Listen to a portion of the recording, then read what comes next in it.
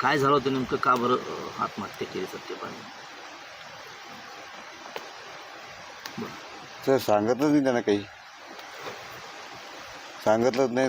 आत्महत्या केली तर मग आम्ही परेशान झालो इकडे तिकडे पाहू. मग ते एका मेथरनं सांगितलं की या ठिकाणी असं असं आहे. त्या ठिकाणी दुसरे जाऊ लागले, त्यामुळं जाऊन पाहिलं तर पोरगा तिथे सापडला. तर पण तो तणावात होता. कशामुळे तणावात होता? लिंबाच्या झाडाला होतं, फाशी घेतली पाहिजे. आणि तिथं म्हणजे अडचण होती, कोणाला दिसत नव्हतं, सापडत नव्हतं.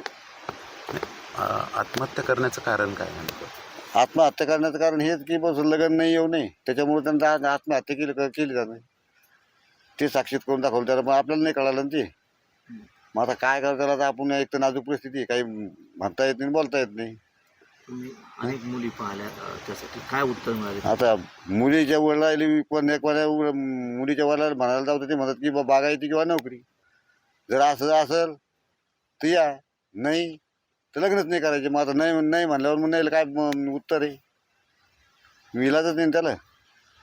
बसलो घरी. मग आता 18 म्हणजे 12 क्विंटल सोयाबीन आणि 30,000 कडे एवढे जाऊन त्या माणसानं जलदान कटवून बोल बसलो घरी. कशासाठी तुम्ही तेवढं? बाजारात मारले, घरी सांगू नको, असं असं झालं तरी मी गपचूपच राहिलो. मग आता काय करता, इलाज नाही ना. कशासाठी दिले होते? हे फक्त लग्नासाठीच ना, किंवा मुलीच्या आईला लग्न पैसे द्या आणि ते लग्न करतात म्हणून त्यांचे पैसे दिले. पण ते मुली तिकडं ना, लग्न तिकडं, आणि आम्ही इकडं. माझा काय इलाज नाही त्याला. आता एवढा मोठा गडी गेला म्हणल्यावर आता काय, लहानचं मोठं लहानपणी गेलो ना त्याचं काय नाही वाटत, पण एवढ्या मोठ्या गेला, हात मारून गेला म्हणल्यावर आता काय कसं वाटत असेल आम्हाला. आता तुम्ही आम्ही एकाच नावात, मुलगा म्हणजे काही सोपा थोडे आहे, पण मग त्याला इलाज नाही ना.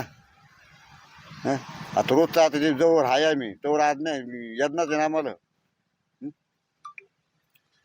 रोज डोळ्याला पाणी आता येता ते पोस्टरवर इकडे तिकडे दिसतंय, तर ते आता डोळ्याला पाणी येतच राहतंय. मग त्याला काय करावं आता? नाही रडलं तरी आपोआप ऑटोमॅटिकच येते. मग त्याला इलाज नाही ना. नेत्र